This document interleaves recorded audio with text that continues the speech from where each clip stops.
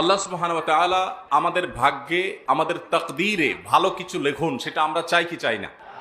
প্রত্যেকটা মানুষ আমরা চাই আল্লাহ রাব্বুল আলামিন আমাদের নসিবে ভালো কিছু দান করুক, আমাদের জীবনে রুটি রুজিতে, আমাদের উপার্জনে, আয় ইনকামে যেন বরকত হয়, আমাদের জীবনে যেন বারাকা লাভ হয়, তাকদীরে ভালো কিছু যেন লেখা হয়, নসিবে ভালো কিছু যেন আল্লাহ রাব্বুল আলামিন রাখেন, বরাদ্দে যেন ভালো কিছু রাখেন। সেজন্য আমরা কি করতে পারি, আজ আমরা সে বিষয়ে সংক্ষেপে কোরআন এবং হাদিসের আলোকে কয়েকটি পয়েন্ট তুলে ধরার চেষ্টা করব। ওমা তৌফিক ইল্লা বিল্লাহ। সময়ত ভাইরা আমার, আল্লাহ সুবহানাহু ওয়া তাআলা মানুষের ভাগ্য লিপিবদ্ধ করেন কয়েক ধাপে। এর ভিতরে একটা ধাপ হলো মানুষের সৃষ্টির আগেই আল্লাহ রাব্বুল আলামিন তার পুঙ্খানুপুঙ্খ সবকিছু লিপিবদ্ধ করেছেন। মানুষের তাকদীরের আরেকটি স্তর হলো আল্লাহ রাব্বুল আলামিন, আমরা যখন সবাই আদম আলাইহিস সালামের পিঠে তার সমস্ত আগত সন্তানরা ছিল, আজ আধুনিক প্রযুক্তি এমন পর্যায়ে পৌঁছেছে যে ছোট ছোট ডিভাইসের মধ্যে কোটি কোটি বিলিয়ন বিলিয়ন মানুষের তথ্য সংরক্ষণ করা সম্ভব। অথচ প্রিয় নবী সাল্লাল্লাহু আলাইহি ওয়াসাল্লামের এই হাদিস যখন আমরা জানলাম, তখন সেই 1450 বছর আগে মানুষ এটা কোনোভাবেই ধরতে পারে না কিভাবে একজন মানুষের পিঠে তার অনাগত সন্তান, কোটি কোটি মানুষ, শত শত কোটি মানুষ কিয়ামত পর্যন্ত আসবে, তাদের সবার ডাটা, তাদের সবার সংক্ষিপ্ত ভাষণ, তাদের সবাইকে আল্লাহ রাব্বুল আলামিন ওখানে উপস্থিত রেখেছেন। কিভাবে সম্ভব? এটা তখন হয়তো বুঝে আসা কঠিন ছিল, কিন্তু আজকে আধুনিক প্রযুক্তির এই সময়ে আমাদের সামনে এটা বুঝে আসা একেবারে দিনের আলোর মতো পরিষ্কার এবং সহজ। তো যাই হোক, সেই সময় আল্লাহ রাব্বুল আলামিন মানুষের ভাগ্য নির্ধারণ করে থাকেন। আবার আল্লাহ সুবহানাহু ওয়া তাআলা প্রত্যেকটা মানুষকে নিজের মাতৃগর্ভে যখন থাকে, তখন তার ভাগ্যে কি থাকবে না থাকবে, সে ভালো হবে মন্দ হবে, শাকিয়ুন আম সাঈদুন, আল্লাহ রাব্বুল আলামিন সেটা লিপিবদ্ধ করেন মাতৃগর্ভে থাকা অবস্থায়। মানুষের ভাগ্য লিপিবদ্ধের আরেকটি স্তর হলো প্রতি বছর আল্লাহ রাব্বুল আলামিন সারা বছরের ভাগ্য লিপিবদ্ধ করে থাকেন। আল্লাহ সুবহানাহু ওয়া তাআলা আমাদের যে ভাগ্য বছরে একবার লিপিবদ্ধ করে থাকেন, সেটা ঠিক কোন সময়টা? সূরা দুখানের দিকে তাকালে আমরা দেখি আল্লাহ সুবহানাহু ওয়া তাআলা বলেছেন সূরা দুখানের 3 এবং 4 নম্বর আয়াতে,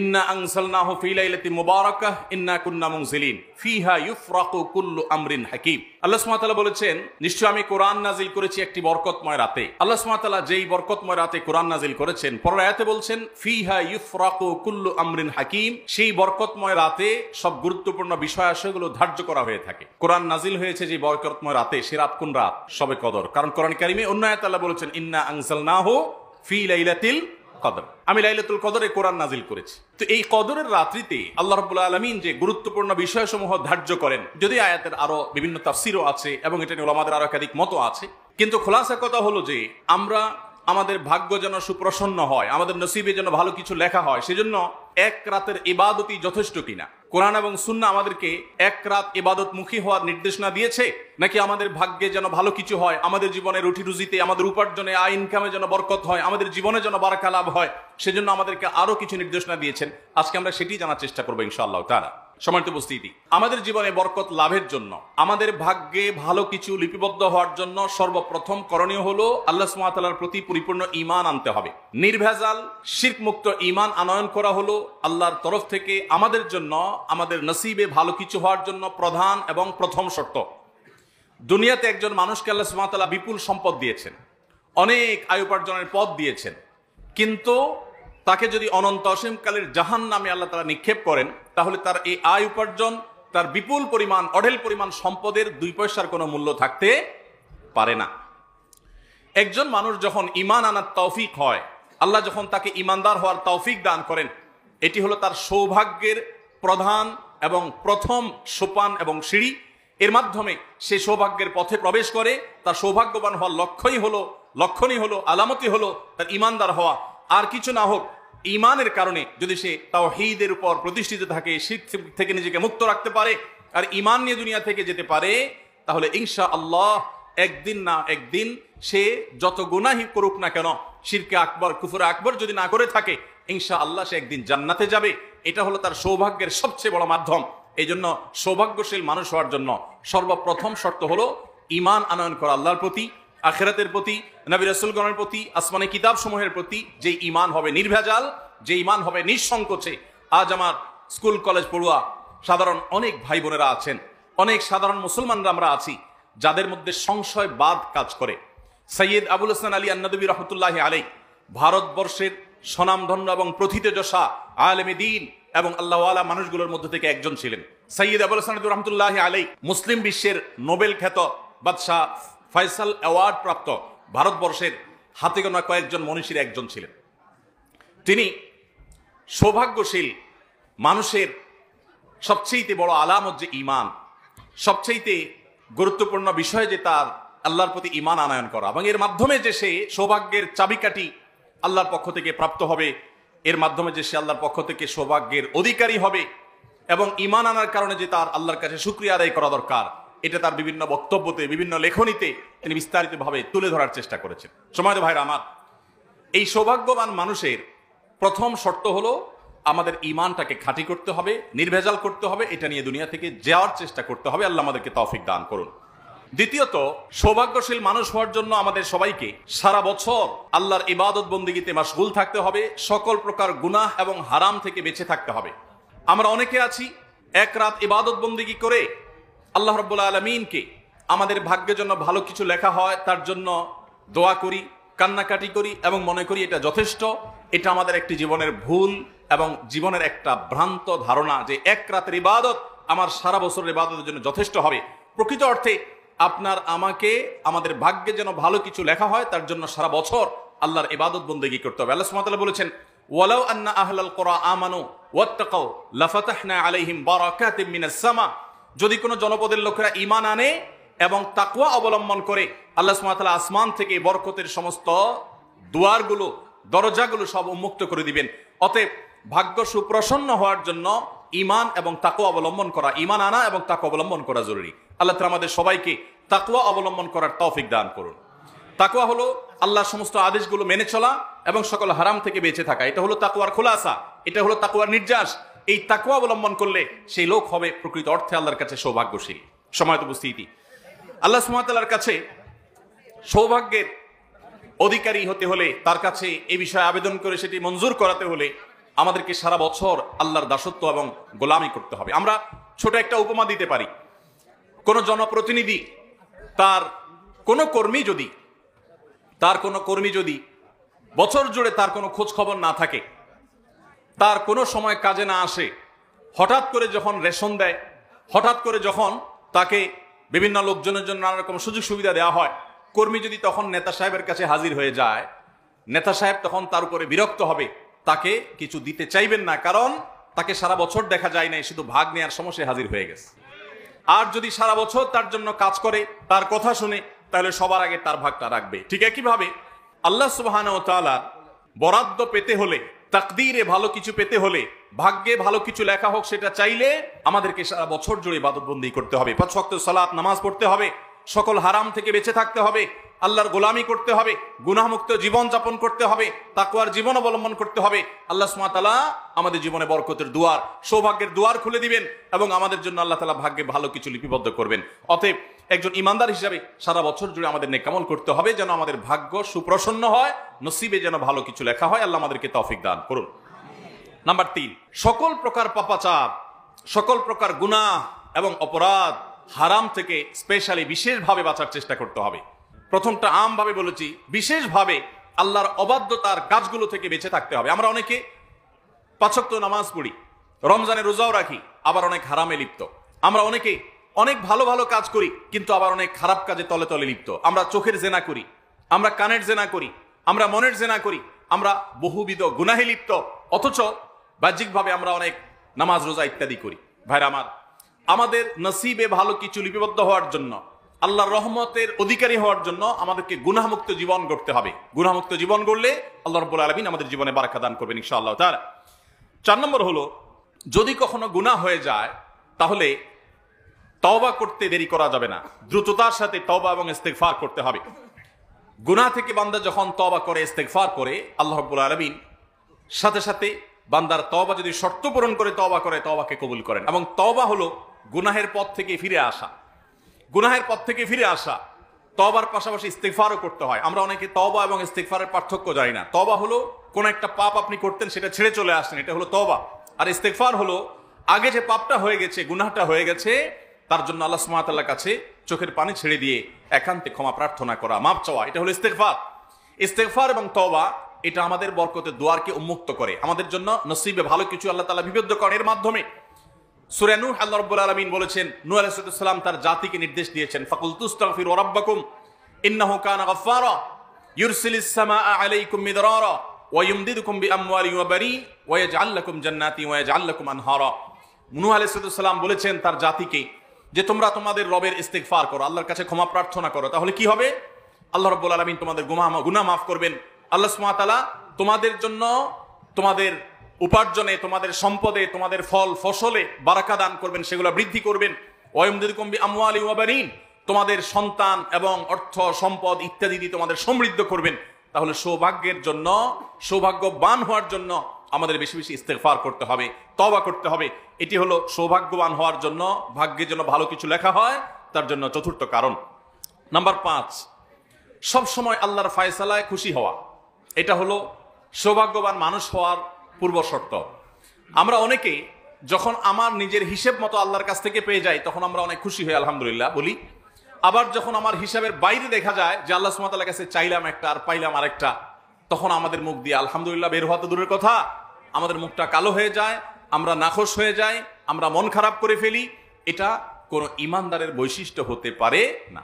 একজন ইমানদার তিনি সুখে যেমন আল্লাহ তাআলার শুকরিয়া আদায় করবেন, দুঃখেও আল্লাহ রাব্বুল আলামিনের ফয়সালাকে মেনে নেবেন। মনে রাখবেন, ইমানদারের জন্য এটা অনেক বড় পরীক্ষার ব্যাপার যে ইমানদার তার সারা জীবনে আল্লাহ রাব্বুল আলামিনের সকল দানে যেমন খুশি হবে, কোনো কষ্ট, কোনো দুঃখ এটাতে নিপতিত হলে সে সবর করবে। কারণ আমার এই দুঃখ কষ্টের পেছনে আর কিছু না হোক, সবর করলে আল্লাহর কাছে বিনিময় নিশ্চিত। দুনিয়ার গুলি মিস হতে পারে। আপনি বিপদ আপদে সবর করবেন, ধৈর্য ধারণ করবেন, আল্লাহর ফয়সালাকে মেনে নেবেন, ধৈর্যের ঢোক গিলে ফেলবেন, আর আল্লাহ তাআলা আপনার কোনো বিনিময় দিবে না, এটা কোনোদিনই হতে পারে না। মনে রাখবেন, ইমানদার কখনো বেসবর হওয়া এটা তার সাজে না। ইমানদারকে সবর করতে হয়, কারণ ইমানদারের সবরের পেছনে সান্ত্বনা আছে। যার ভিতরে ইমান নাই, যে নাস্তিক, যে স্রষ্টা বিশ্বাস করে না, তার সবরের কোনো বিনিময় সে আশা করে না। এজন্য তারা সবচেয়ে বেশি ডিপ্রেসড হয় সারা পৃথিবীতে, সব সময়, সব যুগে, সব সমাজে সবচেয়ে বেশি মানুষ ডিপ্রেশনে ভোগে যারা আল্লাহতে বিশ্বাস করে না। মুসলমানদের মধ্যে যদি ডিপ্রেশন অতিরিক্ত হয় তাহলে বুঝতে হবে যে আল্লাহর প্রতি তার ঈমানের দুর্বলতা আছে। ডিপ্রেশন অতিরিক্ত হওয়া মানে হলো ঈমানের দুর্বলতাও অতিরিক্ত হওয়া।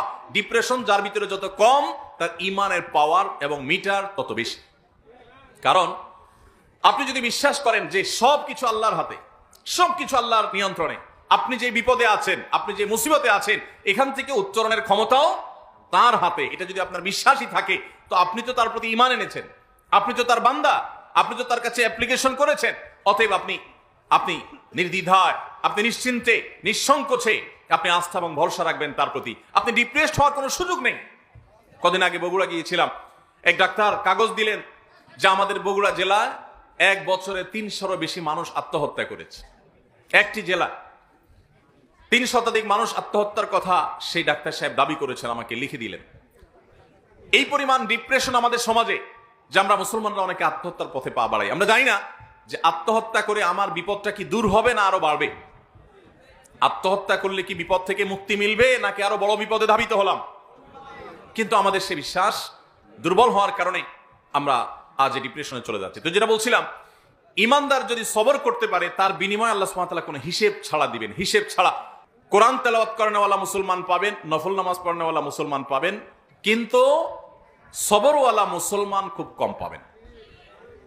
দেখবেন যে হাজী সাহেব, গাজী সাহেব, মাওলানা সাহেব, মুফতি সাহেব, ইমাম সাহেব, মুয়াজ্জিন সাহেব, খতিব সাহেব, নামাজি সাহেব, অমুক সাহেব, তমুক সাহেব, মাথা যখন গরম হয়, চান্দি যখন গরম হয়ে যায়, তখন সাহেবের আর আসল রূপ থাকে না। ঠিক না ঠিক? এই জন্য নবী করিম সাল্লাল্লাহু আলাইহি সাল্লাম বলেছেন, তোমাদের ভিতরে যে তার স্ত্রীর কাছে ভালো, তার স্ত্রী তো জানে যে এই লোকের রাগ উঠলে মাথা ঠান্ডা থাকে না গরম হয়, এবং রাগ উঠলে মাথা যদি গরম হয় তখন সে কি করে না করে, তার মুখ দিয়ে কি বাহির হয় না হয়, সে কি আছাড় পিছাড় ভাঙচুর করে নাকি ধৈর্য ধারণ করে, এটা স্ত্রী সবচেয়ে ভালো জানে। এই জন্য নবী সাল্লাল্লাহু আলাইহি সাল্লাম মানুষের চারিত্রিক সনদপত্র এটা জনপ্রতিনিধির হাতে দেন নাই, এটা দিয়েছেন স্ত্রীর হাতে। স্ত্রী জানে আসলেই লোকটার চরিত্র আচরণ কেমন। বাহিরে ভালো সাজা এটা অনেক সোজা কাজ, এটা আমরা সবাই পারি, কিন্তু আসল ভালো এটা আপনার স্ত্রী জানে। আবার স্ত্রীর ভালো রূপ না খারাপ রূপ সেটা সবচেয়ে বেশি স্বামী জানে। এজন্য ভাইরা আমার, আমাদের সবর করতে হবে। আপনি দেখবেন প্রায় পত্রিকার পাতায় নিউজ হয় যে বিয়ে বাড়িতে মাছের সাইজ একটু ছোট হয়েছে, এটার উপর ভিত্তি করে বিশাল তুলকালাম, কারাতে আপনার প্রদর্শনী, বিরাট মারপিট এবং ভাঙচুর, এমনকি বিয়ে ভেঙে মানুষ চলে যায়। কত নির্লজ্জ হলে, কত বেহায়া হলে, কত ছোট লোক হলে, কত নিচু হলে, কত বেসবর হলে, কত অধৈর্য হলে, কত খাদক হলে, কত পেটুক হলে, কত ভিখারির মতো মানুষ হলে বিয়ে বাড়ির সামান্য খাবারকে কেন্দ্র করে বিয়ে ভেঙে যায়। এই ঠিক ঠিক বলা পাবলিক আমরা যারা আছি, আমাদেরও একটা বড় অংশ ফিল্টার করলে দেখা যাবে যে আমরা এখানে যত বড় ঠিক বলি, বাসা বাড়িতে, দোকানপাটে, কাজে কর্মে চুন থেকে নুন খসলে তত জোরে আমরা আষাঢ় পিছাড় দিই। এটাও ঠিক। ওয়াজ মাহফিলে বেঠিক কিচ্ছু নাই, সব ঠিক। আল্লাহ তাআলা আমাদের ঠিক ঠিক বলনেওয়ালা ভাইরা সহ আমাদের সবাইকে আল্লাহ তাআলা সবরকারী হওয়ার তৌফিক দান করুন। ভাইরা আমার, মনে রাখবেন, ধৈর্য ধারণ এমন একটা গুণ, এর বিনিময়ে আল্লাহ রাব্বুল আলামিন হিসেব ছাড়া দিবেন। ভাইরা আমার, হতে পারে আপনার পরিবারের সাথে, হতে পারে রাস্তায় কোনো পরিচিত অপরিচিত মানুষের সাথে, হতে পারে কোনো কাস্টমারের সাথে, হতে পারে অন্য কোনো মানুষের সাথে আপনার রাগ হওয়ার মতো পরিবেশ তৈরি হবে, মাথা গরম হওয়ার মতো যথেষ্ট কারণ থাকবে, উল্টাপাল্টা অনেক হবে আপনার সামনে, উল্টাপাল্টা হবে দেখেই তো সবর করতে হবে। সব যদি ঠিকঠাক মতো হয় তাহলে তো সবরের প্রশ্নই নাই। সবরই যদি না করেন আপনি জান্নাত পাবেন কোত্থেকে? মনে রাখবেন, আল্লাহ সুবহানাহু ওয়া তাআলা যে জান্নাত দিবেন, এক কথায় যদি আমি বলি জান্নাত কিসের বিনিময়ে দিবেন, তো এক শব্দে বললে আমি বলতে পারি একটা শব্দের বিনিময়ে আল্লাহ সব জান্নাত দিবেন, সেটার নাম হলো সবর। কারণ আমরা যে ইবাদত করি এটাও এক প্রকারের সবর। ইবাদতের মধ্যে নিজেকে বন্দী করে রাখা, আটকে রাখা, মনে চায় না তবুও করতে থাকা, এটা এক প্রকারের সবর। পাপাচার থেকে, গুনাহ থেকে বাঁচার জন্য যে আমি সংগ্রাম করি, এটা আরেক প্রকারের সবর। মাথার সামনে উল্টাপাল্টা হয়, মাথা গরম হওয়ার মতো যথেষ্ট কারণ থাকে, বহু উল্টাপাল্টা হয়, বিপদ আপদ হয়, মানুষ অনেক ঝামেলা তৈরি করে, মাথাটা গরম হয়ে যায়। গরম হলে মাথাকে ঠান্ডা রেখে সমাধান করা, প্রয়োজনে তাকে বিচারের মুখোমুখি করা, প্রয়োজনে তার উপযুক্ত শাস্তি নিশ্চিত করা। কিন্তু তাই বলে ইমানদার কখনো মুখ খারাপ করতে পারে না, ইমানদার কখনো তার রিয়্যাক্টটাকে ফাসিকের মতো করতে পারে না, গালিগালাজ করতে পারে না, অহেতুক ভাঙচুর করতে পারে না, তার জিদকে যেখানে সেখানে মেটাতে পারে না, বরং তাকে সবর করতে হয় এবং সবরের সাথে প্রত্যেকটা পরিস্থিতিকে মোকাবেলা করতে হয়। সবর করার মানে এই না যে একজন আপনার ক্ষতি করে যাবে আর আপনি শুধু মেনেই যাবেন।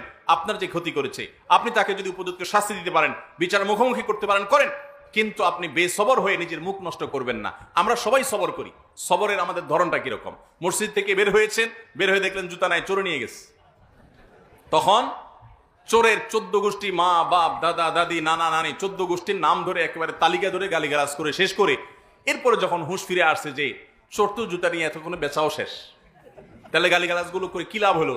এবার আমরা বেশিরভাগ মানুষ বলি, যাক যেহেতু নিয়েই গেছে বেচারা, কি আর করা, সবর করলাম।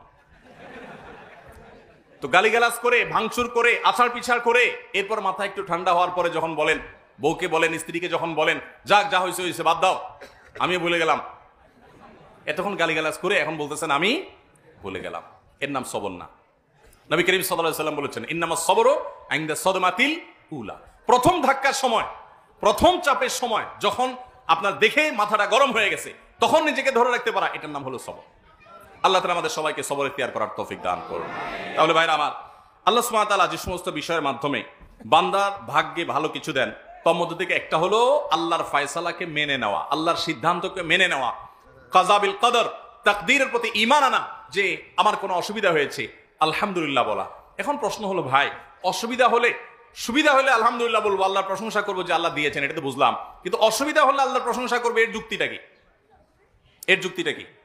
আমি বাইক অ্যাক্সিডেন্টে একটা হাত ভেঙে গেছে, আল্লাহ তাআলা আমাকে সুস্থ রাখলে তো আমি আলহামদুলিল্লাহ বলবো, বুঝলাম, কিন্তু হাতটা ভেঙে যাওয়ার পরে আলহামদুলিল্লাহ বলবো কোন যুক্তিতে? আল্লাহ যে আমার হাতটা ভেঙে দিয়েছে এই জন্য বলবো আল্লাহ তোমার শুকরিয়া, তুমি আমার ভালো হাতটা ভাঙছো, ভালো করছো, এই আমি শুকরিয়া আদায় করবো এই জন্য যে আমার একটা হাত ভেঙেছে, আরেকটা হাত ভালো আছে, এই অ্যাক্সিডেন্টে আমার দুইটা হাত চলে যেতে পারতো, আমার যে হাতটা ভালো আছে ওই হাতের দিকে তাকে আমি বলবো আলহামদুলিল্লাহ। এই ধরনের অ্যাক্সিডেন্টে বহু লোক জীবন হারিয়েছে, আমার জীবনটা রয়ে গেছে, সেজন্য আমি আল্লাহকে ওই দিকে তাকায় বলবো আলহামদুলিল্লাহ। ইমানদার তার শুকরিয়া আদায় করার জন্য কোনো যুক্তির প্রয়োজন হয় না, তার লজিকের অভাব হয় না, কোনো যুক্তির অভাব হয় না, তার কাছে বহু যুক্তি এবং লজিক থাকে, এবং আলহামদুলিল্লাহ বলার মাধ্যমে সে প্রশান্তি অর্জন করে। আর যদি সে হাউতাস করে, সে অস্থির হয়, সে আছাড় পিছাড় করে, সে ভাঙচুর করে, সে মুখ খারাপ আর গালিগালাজ করে, এতে তার চুল পরিমাণ কোনো লাভ হয় না, বরং তার আমলও নষ্ট হয়, জিনিসও হারায়। ওই চোরের জুতাও আর ফেরত দিবে না, ওইটাও সে আর পাবে না। আর গালিগালাজ করে আমল নামা বরবাদও হয়েছে, আল্লাহর কাছে সওয়াবও পাবে না। খাসিরাত দুনিয়া ওয়াল আখিরা, তার দুনিয়াও বরবাদ হলো, আখিরাতও বরবাদ হলো। আর যে ধৈর্য ধারণ করে তার সাময়িক ক্ষতি হয়, কিন্তু চূড়ান্তভাবে আল্লাহর কাছে বিনা হিসাবে জান্নাত পাওয়ার মাধ্যমে সে লাভবান হয়, তার কোনো ক্ষতি হয় না। এজন্য আমরা আল্লাহর ফয়সালা কখনো আমাদের মনোভূত হবে না, আল্লাহর সিদ্ধান্ত কখনো আমাদের মনোভূত হবে না। আমরা সবর করব, ধৈর্য ধারণ করব। আল্লাহ আমাদের সবাইকে সেই তৌফিক দান করুন। ভাইরা আমার, আল্লাহর ফয়সালা আমাদের মনোভূত না হলেও যদি আমরা সবর করি, তাহলে এর বিনিময়ে আমরা দুনিয়াতেই নিজেদের আল্লাহর পক্ষ থেকে পাওয়া বিনিময় দেখার সুযোগ হয়তো পাবো, আখিরাতেও পাবো।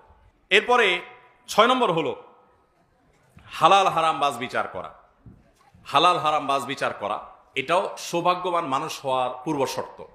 যারা হালাল হালাল বাজ বিচার করে না, তাদের হয়তো অনেক পয়সা কড়ি হয়, আল্লাহ সুবহানাহু ওয়া তাআলা সুখ দেন না। এখন সৌভাগ্যবান হওয়া বলতে কি বুঝি আমরা? আমি একটা কথা প্রায় বলি, আল্লাহর কাছে আমরা সুখ চাই না টাকা চাই? বুঝে উত্তর দিচ্ছেন না, না বুঝে? সুখ চান না টাকা চান?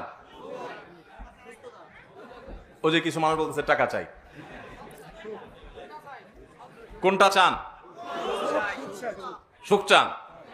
আচ্ছা, তাহলে এবার আসেন আমি দুটো অপশন দেই, আপনি আসলে সুখ চান কিনা নিজের পরীক্ষা নিজে করেন। এবার আল্লাহ সুবহানাহু ওয়া তাআলা যদি আপনাকে বলেন, বান্দা তোমাকে দুইটা অপশন দেয়া হচ্ছে।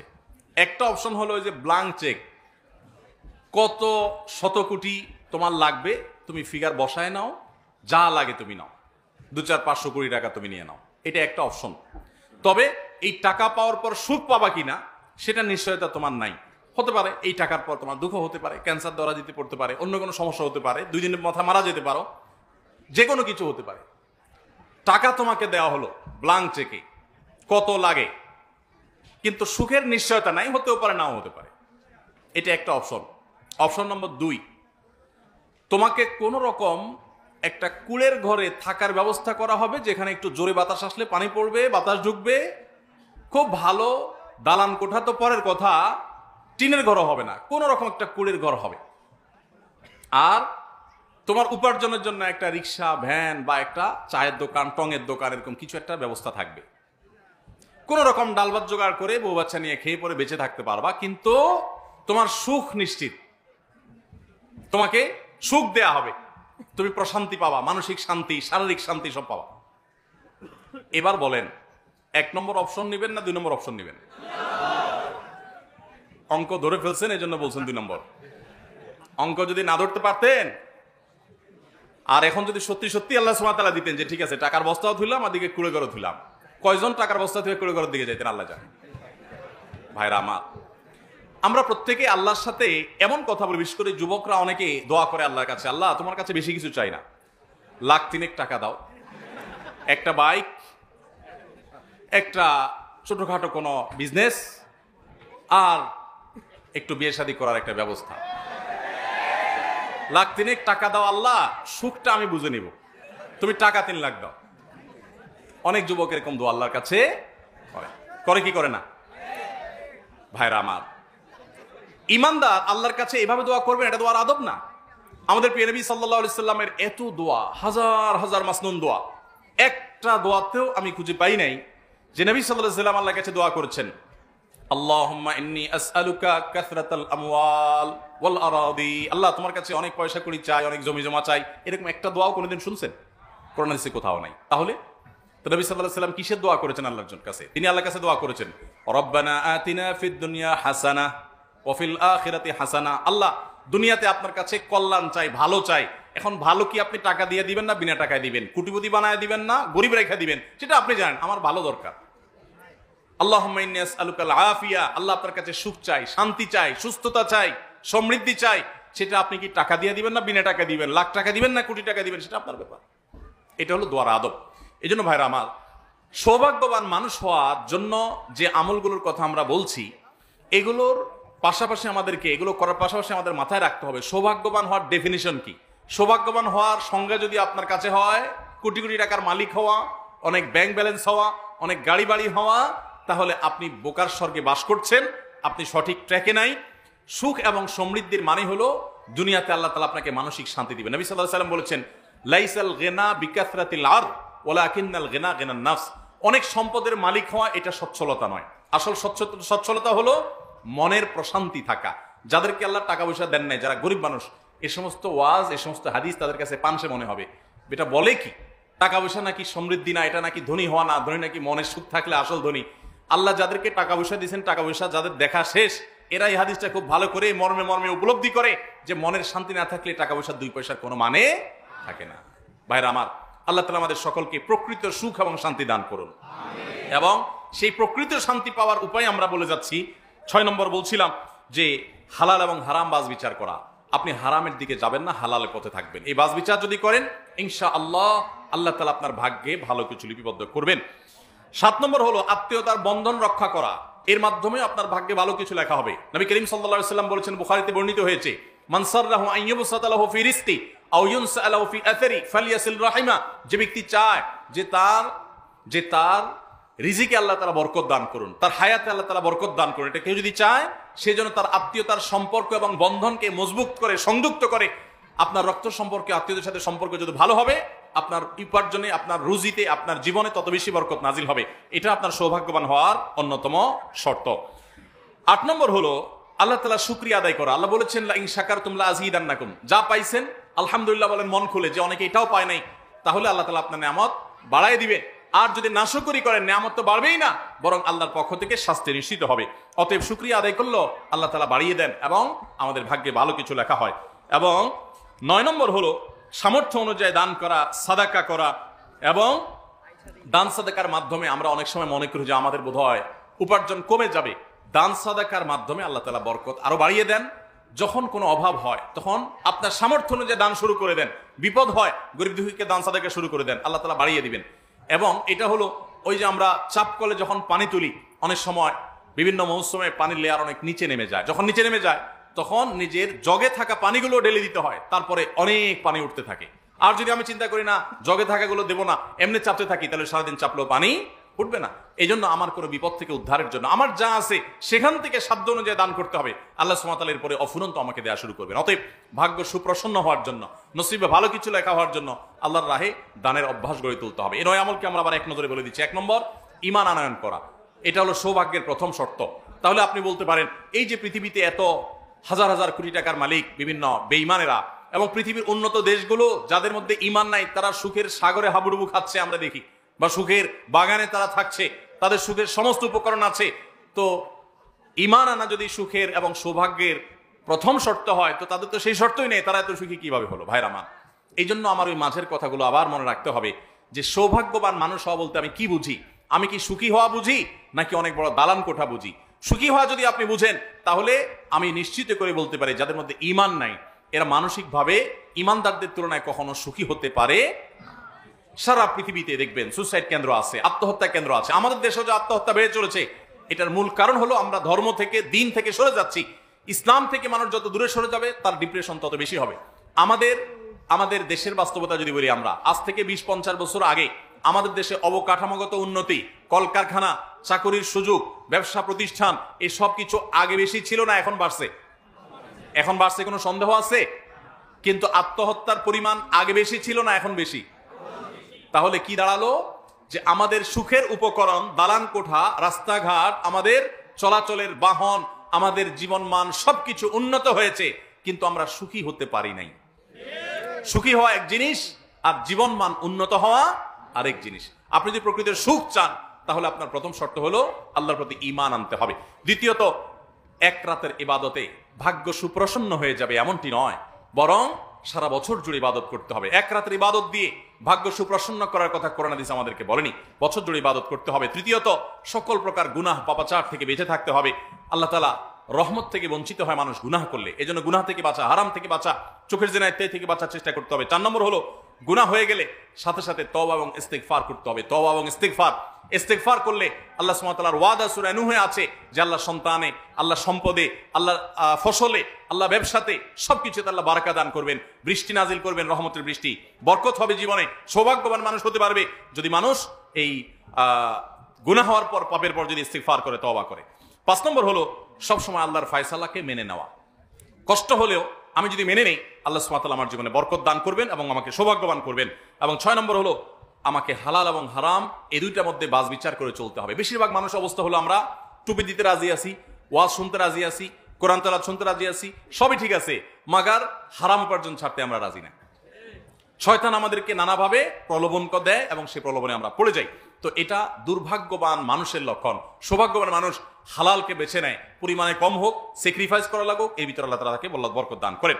7 নম্বর হলো আত্মীয়তার বন্ধন রক্ষা করা। আত্মীয়তার বন্ধন রক্ষা করলে আল্লাহ তাআলা জীবনে হায়াতে দুইটাতে বারাকা দান করেন এবং সৌভাগ্যবান মানুষ হতে পারে। 8 নম্বর হলো যেই কোনো নেয়ামত যতটুকুই পেয়েছি এটা পেয়ে আল্লাহ শুকরিয়া আদায় করতে হবে। শুকরিয়া আদায় করলে আল্লাহ তাআলা বাড়িয়ে দিবেন, বরকত হবে, সৌভাগ্যবান হওয়া যাবে। এবং 9 নম্বর সর্বশেষ হলো সাধ্য অনুযায়ী দান করা, সাদাকা করা। এর মাধ্যমে আল্লাহ তাআলা আমাদের ভাগ্যে ভালো কিছু দান করবেন। আল্লাহ সুবহানাহু ওয়া তাআলা আমাদের সবার নসিবে যেন ভালো কিছু লেখা হয় সেই তৌফিক দান করুন। ভাইরা আমার, দুনিয়াতে যদি আমার নসিবে উল্লেখযোগ্য বা আমার কাঙ্ক্ষিত সম্পদ টাকা পয়সা আল্লাহ তাআলা না দেন, আর যদি আল্লাহ সুবহানাহু ওয়া তাআলা আমার নসিবে জান্নাতটা লিখে দেন, এই আমার ডিলটা লাভজনক হলো না লসের হলো? সারা জীবনের কষ্টের বিনিময়ে যদি অনন্ত অসীমকালে জান্নাত পেয়ে যায়, লাভ হলো না লস হলো? অতএব আল্লাহ সুবহানাহু ওয়া তাআলার কাছে সৌভাগ্যবান মানুষের কাতারে শামিল হওয়ার জন্য তাকওয়া অবলম্বন করতে থাকা, নেক আমল করতে থাকা। আল্লাহ সুবহানাহু ওয়া তাআলা বলেছেন, মান আমিলা সালিহাম মিন যাকারিন আও উনসা ফালানুহইয়ান্নাহু হায়াতান তাইয়্যিবা। পবিত্র এবং সৌভাগ্যবান মানুষের জীবন আল্লাহ তাআলা দিবেন তখনই যখন ঈমানের সাথে নেক আমল যুক্ত হবে। ভাইরা আমার, সালহাতুস সঙ্গে বুদি দিল খারাস আজমুদে এক জামানা খাকে বাস। একজন কবি বলেছেন, বহু বছর তো তুমি পাথর হয়েছিলে, একটু মাটি হয়ে দেখো। দুনিয়া খাই খাই বহু করেছি আমরা, আসুন একটু আল্লাহর গোলামি করতে শিখি, চোখের পানি ফেলতে শিখি, তওবা ইস্তেগফার করতে শিখি, আল্লাহমুখী হয়ে যাই, দুনিয়ার চাহিদাকে ছুঁড়ে ফেলে দেই, চাহিদা একদম জিরো করে ফেলি। আমি শপথ করে বলতে পারি আপনি সৌভাগ্য নিজের চোখে দেখতে পাবেন ইনশাআল্লাহ। আল্লাহ সুবহানাহু ওয়া তাআলা আমাদের সবাইকে সৌভাগ্যবান মানুষের কাতারে শামিল হওয়ার তৌফিক দান করুন। সবাই সৌভাগ্যবান মানুষের কাতারে শামিল হওয়ার জন্য এই 9টি আমলকে আমরা আঁকড়ে ধরি, এগুলো আমরা বেশি বেশি করার চেষ্টা করি এবং সবর সহ অন্যান্য আমল যেগুলো আল্লাহর ফয়সালাকে মেনে নেওয়া কঠিন হয়, সে প্রসঙ্গে সবরের কথা আমরা বলেছি, এই সব আমলগুলোকে আমরা ধারণ করার চেষ্টা করি। আল্লাহ রাব্বুল আলামিন আপনাকে আমাকে আমাদের সবাইকে আমলের তৌফিক দান করুন। জাযাকুমুল্লাহু খায়রা ওয়া আখিরু দাওয়ানা আলহামদুলিল্লাহি রাব্বিল আলামিন।